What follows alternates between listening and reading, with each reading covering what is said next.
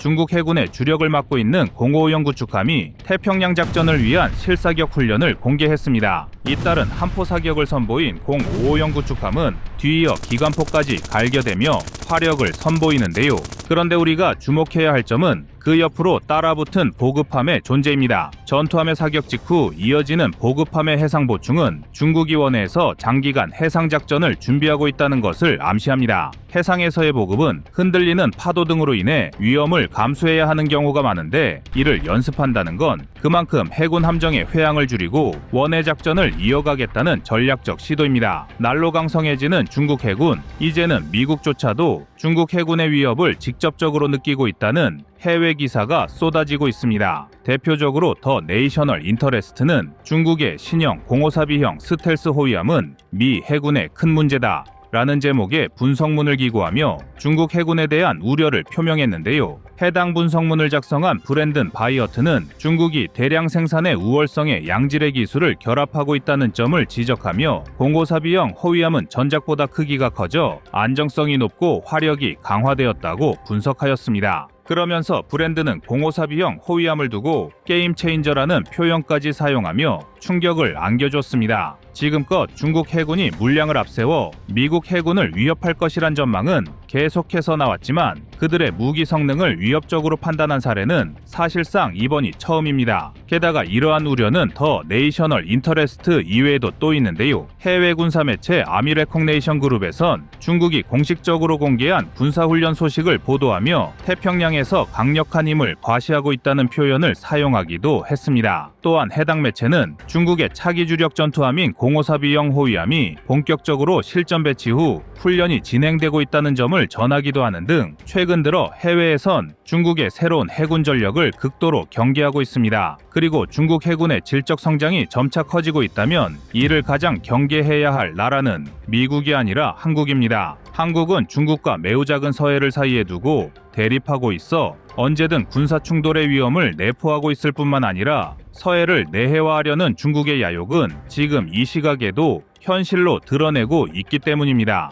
중국은 남중국해를 장악하기 위해 콘크리트로 인공섬을 만들고 그 위에 헬기 이착륙장을 만드는 등 군사 분쟁을 일으키고 있는데요. 그런데 이러한 행보가 서해에서도 포착된 것입니다. 불과 며칠 전 중국은 자국의 양식장을 보호한다는 명분으로 서해에 불법 구조물을 설치했다가 이를 조사하려던 한국 해경과 2시간이나 대치하는 사태가 발생하였습니다. 해당 지역은 양국이 어업 활동은 합의를 했지만 그 대신 구조물 설치 등은 금지하기로 합의했던 해역임에도 불구하고 이러한 만행을 일으킨 것입니다. 더군다나 중국이 내세우던 양식장 보호는 정작 중국 외교부에서도 공식적으로 언급하기 민망해할 정도로 억지스러운 주장인데요. 그만큼 서해를 노리는 중국은 점차 선을 넘고 있으며 만약 중국 해군이 정말로 미국조차 우려할 정도로 질적 성장을 이뤘다면 한국도 지금보다 더 강력한 해군력 증강 정책이 시급합니다. 그래서 준비했습니다. 오늘은 미국조차 겁먹기 시작한 중국 해군의 최신 전력을 분석하고 한국 해군의 대응 전략에 대해 알려드리겠습니다.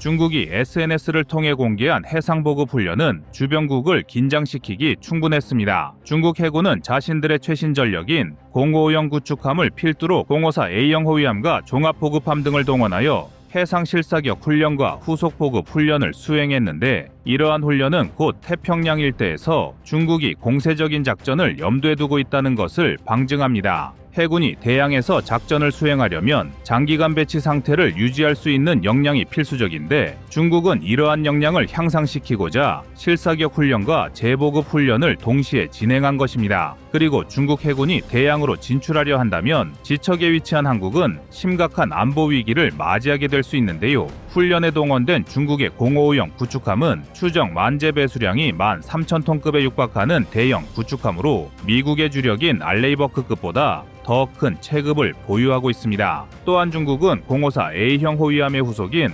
054B형 호위함의 실전 배치와 훈련 투입까지 서두르고 있어 전력 증강 속도가 매우 빠른 상황입니다. 054B형 호위함은 아직 구체적인 성능 재원이 공개되진 않았지만 전작보다 한층 더 우수한 스텔스 설계를 통해 적의 추적을 회피할 수 있는 것으로 파악되며 4000톤급의 054A형보다 선체가 더욱 커지면서 업그레이드된 레이더와 추적 장비가 탑재될 것으로 추정됩니다. 그렇다면 이러한 중국 해군과 맞서기 위한 한국의 군사 전략은 어떤 것이 있을까요? 우선 현대해전의 히든카드인 잠수함 전력이 중요합니다. 현재 한국은 3척의 도산 안창호급 잠수함을 중심으로 각 9척의 장보고급과 손원 1급 잠수함을 함께 운용하고 있으며 장보고 3급 잠수함은 추가로 6척이 더 순차적으로 건조되고 있습니다. 여기에 한국이 보유한 우수한 잠수함 전력과 더불어 서해안은 섬이 많고 해저 지형이 복잡하기 때문에 잠수함의 매복 공격이 유리하다는 환경 특성을 지니고 있는데요. 게다가 중국은 수상함과 잠수함 전력을 빠르게 증강하고 있는 것과 달리 상대의 잠수함을 탐지하고 제압하는 대잠전 역량은 매우 뒤떨어진다는 평가를 받고 있습니다. 따라서 한국이 잠수함 전력을 바탕으로 매복 공격을 감행한다면 중국 해군이 서해에서 제해권을 장악하는 것은 매우 어려워지게 될 것입니다. 그리고 잠수함 전력과 더불어 중국 해군을 상대할 수 있는 주요 전략 카드로는 공중 전력도 존재합니다. 한국과 중국이 대치하고 있는 서해는 그 길이가 상당히 짧은 편에 속하며 양국 본토에서 출격한 전투기가 서해상에서 장시간 공격 임무를 수행하는데 어려움이 없는 수준입니다. 다시 말해 양측의 해군 길이만 교전을 치르기보다는 공군 전력과의 긴밀한 협력이 더욱 승패에 큰 영향을 미칠 것이란 뜻인데요. 이러한 상황에 대비한 대한민국은 이미 해군과 공군의 유기적인 임무 수행 체계를 구축하는 데 성공했습니다. 대표적인 사례로는 링크 16 데이터 링크를 장착하여 적 해군의 미사일 공격을 함정과 전투기가 동시에 대응할 수 있다는 점입니다. 이 밖에도 한국 공군은 KF-21에서 사용할 마하3 이상의 사거리 300km급 공대함 미사일을 개발하고 있어 중국 해군을 단숨에 격침할 수 있는 강력한 타격 수단을 확보하게 될 전망이며, 이처럼 한국은 서해의 지리적 특성을 고려하여 해군과 공군이 유기적인 작전을 통해 중국 해군을 무력화할 수 있습니다. 게다가 중국 해군이 다량의 군함을 건조하고 있지만 여기엔 치명적인 약점도 존재합니다. 중국 함정의 이름을 살펴보면 숫자 뒤에 ABC 등 개량 버전을 표시하는 알파벳이 다양하게 따라붙는다는 걸 볼 수 있는데요. 문제는 이러한 성능 개량과 후속함 건조가 마구잡이식으로 진행되어 편제나 운영 방식, 보급과 후속 체계가 전혀 통일되지 않는다는 것입니다. 예를 들어 중국의 주력 호위함인 054형 계열의 호위함은 기본형인 054형 호위함이 2척 건조되었습니다. 이후 중국은 해당 함정을 개량하여 40척의 054A형 호위함을 만들었지만 또다시 성능 개량을 이유로 054B형을 건조하고 있는데, 이 과정에서 각각의 함정이 사실상 완전히 다른 수준으로 개량되는 경우가 많습니다. 즉, 이름은 같은 계열이라고 하지만 훈련과 정비는 완전히 다른 배가 되어버려 운용의 효율성을 저해하고 있다는 것입니다. 이러한 중국 해군의 약점은 054형 호위함 이외에도 다양한데요. 053형 호위함은 H1형, H1G형, H3형 등이 혼재되어 있으며 052형 구축함도 BCD형이 건조되어 운용되고 있습니다. 또한 093형 잠수함과 094형 잠수함도 이러한 방식으로 기본 모델부터 A형과 B형 등 하나의 기종이 3개 이상의 파생형을 형성하는 복잡한 구성을 가지고 있습니다. 따라서 중국 해군은 수적 측면에서 한국을 앞설 수 있을지 몰라도 작전의 지속 능력과 임무 효율은 크게 떨어진다는 치명적인 약점을 보유하고 있으며, 한국은 이러한 중국의 약점을 파고들어야 합니다. 중국이 이러한 함정 구성을 유지하는 가장 큰 이유는 단기간에 함정 건조 기술을 축적하기 위한 목적 때문입니다. 우선 하나의 함정을 건조하고 후속 개량해서 새로운 기술을 대거 접목하는 방식으로 기술을 빠르게 축적하다 보니 새로운 기술이 적용될 때마다 마구잡이로 다양한 파생형이 등장한 것인데요. 그렇다면 한국은 중국을 교훈으로 삼아 각 함정의 완성도를 처음부터 높이고 통일된 체계를 유지함으로써 작전의 효율을 높여 중국 해군에 대응해야 합니다. 비록 수적 측면에선 한국이 부족할지언정 작전 효율을 높이고 질적 수준을 높인다면 중국의 약점을 무너뜨리는 것은 어려운 일이 아닙니다. 다만 한 가지 분명한 사실은 수적 측면에서 미국을 압도하는 중국 해군을 상대하기 위해서는 우리 대한민국도 끝없이 해군력을 증강해야 한다는 것입니다. 군사 분야에서 수적 우위가 가져다주는 전략적 장점은 무시할 수 없으며, 중국이 다량의 해군 함정을 계속해서 찍어낸다면 질적으로 앞서 있는 우리 대한민국도 큰 부담을 느끼게 될 수 있습니다. 하지만 과거의 한국은 육군에 비해 해군과 공군에서의 투자가 미비했던 것도 사실인데요. 북한이란 존재를 상대하는 게 1순위였던 한국은 대다수의 예산을 육군에 집중하는 경우가 많았습니다. 반면 북한의 해군과 공군은 워낙 전력 수준이 떨어졌기 때문에 이들을 상대하는 한국은 육군에 비해 해군과 공군에는 비교적 투자를 아껴왔었습니다. 하지만 이제 안보 환경은 너무나 빠르게 변화하고 있습니다. 이미 북한은 모든 군사력과 국력을 총동원해도 한국을 위협할 수 없을 정도로 빈약한 상태이며, 그렇기 때문에 한국은 단순히 북한의 전력을 기준으로 삼았던 과거와 달리 이제는 중국, 러시아 등 주변의 군사강국까지 제압할 수 있는 안목과 비전을 준비해야 합니다. 미국을 비롯한 여러 나라에선 이제 중국의 신형 전력을 크나큰 위협으로 간주하는 시각이 점차 늘어나고 있는데요. 우리 대한민국이 지금의 전력에 만족하지 않고 계속해서 질적 성장을 주도한다면 앞으로도 중국 해군의 발호를 막고 한국의 해양을 수호할 수 있을 것입니다.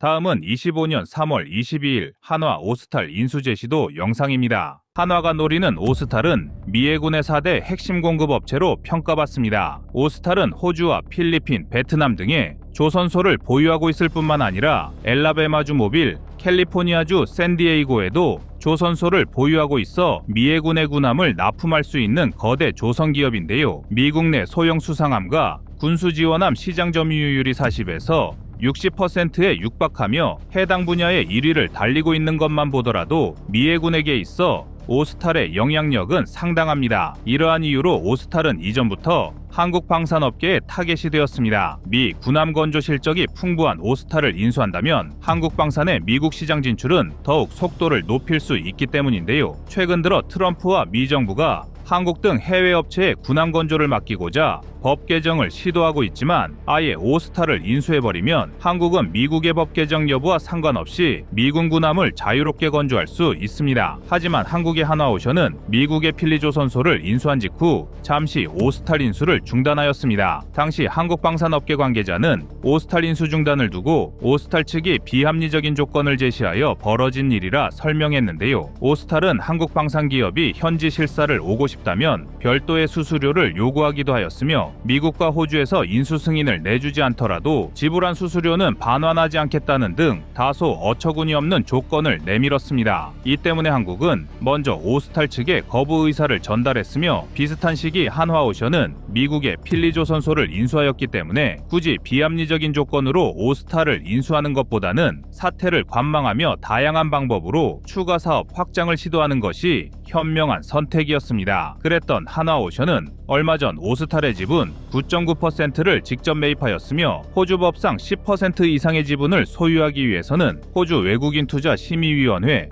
FIRB의 승인이 필요한 만큼 추후 관련 기관의 승인을 획득하여 19.9%까지 매입 지분을 늘릴 계획입니다. 해당 방산업체는 이러한 방식을 활용하여 오스탈의 전체 지분 중 가장 많은 지분을 확보한 다음 미국 군함 시장을 적극적으로 공략할 예정이며, 이로써 한국은 매년 40조 원 규모의 신규 함정 발주 계획을 가진 미국 군함 건조에 한 발 더 다가서게 되었습니다. 게다가 한화오션과 함께 한국조선방산의 양대 산맥이라 할 수 있는 HD 현대중공업도 미국의 구축함 건조 사업을 수주하기 위해 최선을 다하고 있습니다. 특히 HD 현대중공업은 미국의 동맹국이 보유한 조선기업 중에서 가장 뛰어난 구축함 건조 역량을 보유하고 있습니다. 현대해전에서 구축함의 중요성은 말이 필요 없을 정도이며 다수의 항공모함 전단을 운용하는 미국은 그 어떤 나라보다도 구축함 전력을 강화하는 것이 절실합니다. 우수한 성능의 이지스 구축함은 적의 항공기와 미사일 잠수함 등 아군의 함대를 위협하는 대부분의 위험 요소를 탐지하고 제압할 수 있기 때문에 해군의 생존성을 높이기 위해서 없어서는 안 될 존재입니다. 그런데 현재 미국은 제대로 된 구축함 생산이 가능한 조선소가 아예 없는 상황입니다. 미 해군이 요구하는 연간 신규 구축함 건조 수량은 3척인데 반해 미국 내에서 구축함을 건조할 수 있는 헌팅턴 잉걸스 인더스트리는 연간 약 1.6척 정도만 건조할 수 있어 사실상 수요량의 절반에 불과한 상태입니다. 따라서 이 공백을 메우기 위해선 동맹국의 조선소가 필요한데 세종대왕급 구축함 2척과 정조대왕급 구축함 3척을 건조한 HD 현대중공업의 구축함 건조 역량은 미국에 없어서는 안 될 파트너가 될 것입니다. HD 현대중공업은 구축함 건조에서 가장 어렵다고 평가받는 이지스 전투체계를 통합하기 위한 전투체계 통합팀을 한국에서 유일하게 보유하고 있으며 현재 가동할 수 있는 구축함 전용 독을 활용하면 미국의 주력 구축함인 알레이버크급 구축함을 매년 한 척씩 생산할 수 있습니다. 또한 미국과의 협상이 원활하게 진행된다면 최대 연간 5척까지 생산력을 확장할 수 있는 여지가 있어 미국 측이 적극적인 자세만 보여준다면 우리 대한민국은 미 해군의 신규 구축함 건조량을 2배 가까이 늘려줄 수 있는데요. 이러한 한국조선의 엄청난 역량을 알아본 미국은 조선 협력을 방해하는 법규까지 개정할 움직임을 보여주고 있습니다. 최근에는 해군 준비 태세 보장법을 통해 한국 기업의 미국 군함 건조 활로를 열어주려 하고 있습니다. 해군 준비 태세 보장법은 미국과 상호 방위 조약을 맺은 인도 태평양 지역 국가들이 미 해군의 함정을 건조하거나 부품을 만들 수 있도록 허가하는 것이 핵심으로 인도 태평양 지역에 미 동맹국 중 제대로 된 조선 능력을 보유한 나라가 사실상 한국이 유일하다는 점을 고려할 때 한국을 위한 법 개정이나 다름없습니다. 그나마 한국 다음으로 일본이 나름대로 세계조선 시장에서 일정한 점유율을 확보하고 있지만 이러한 일본조차도 조선업 점유율은 한국의 절반 정도에 불과할 따름이며 자국의 물량 소화조차 빡빡하여 캐나다 잠수함 수주 사업 등에서 철수를 선언하는 등 미국 군함을 건조할 여력은 다소 모자란 상태입니다. 따라서 한국의 방산기업들이 미국 군함을 건조할 해외 조선소를 꾸준히 인수하고 미국의 관련 법 개정이 연달아 이루어진다면 한국 방산이 군함 건조를 통해 얻을 수 있는 경제적 이익은 기하급수적으로 상승할 것이라 전망됩니다. 이를 방증하듯 연일 동맹국 때리기에 앞장서는 트럼프조차도 한국조선 앞에서는 꿀먹은 벙어리가 되고 있는데요. 트럼프는 미국 우선주의를 앞세우는 과정에서 유럽과 캐나다를 두들기고 있으며 이로 인한 갈등이 더욱 커지고 있습니다. 미국에 대한 항의의 표시로 F-35 도입 철회 의사를 드러내거나 취소 우려가 제기된 나라만 캐나다, 포르투갈, 독일 등이 있으며 그럼에도 불구하고 아랑곳하지 않는 트럼프는 관세와 국방비 등을 통해 공격적인 행보를 이어 나아가고 있습니다. 그러나 이러한 트럼프도 미국 조선업과 해군력을 살려낼 마땅한 방법은 고안하지 못하고 있으며 동맹국의 도움이 필요하다는 것을 강조하고 있는 형국입니다. 따라서 한국은 지금의 기회를 놓치지 않기 위해 관련 기관들의 전폭적인 지원이 병행되어야 할 것입니다. 이제 미국과 중국의 패권 경쟁은 피할 수 없는 수순이 되었으며 한국의 안보와 경제를 지키기 위해서는 당연히 우리 군의 동맹 파트너인 미국이 중국의 바로를 눌러야만 합니다. 즉 한국조선이 미국 군함을 건조하는 것은 궁극적으로 한국이 미국과 함께 군사적으로 중국을 제압한다는 것을 의미하는데요. 군함 건조를 중심으로 양국의 전략적 협력을 더욱 공고히 하고 공동의 적을 상대해야 할 것입니다. 이상 꺼리튜브의 두 번째 미션이었습니다.